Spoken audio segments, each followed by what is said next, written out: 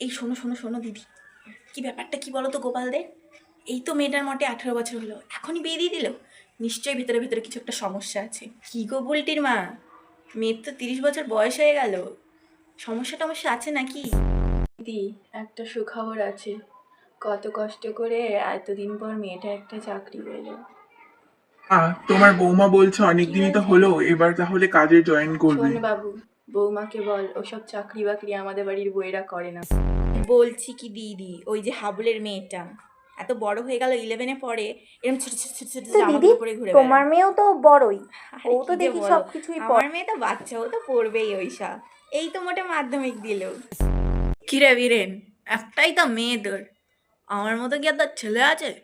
এত পড়াশোনা টশোনা শিখে কি হবে? দুদিন পরে তো বিয়েই দিয়ে দিবি, মেয়েকে তো পড়াশোনা শেখাতে হবে না। এক্ষুনি ব্রাহ্মণ পূজা করতে চলে আসবে।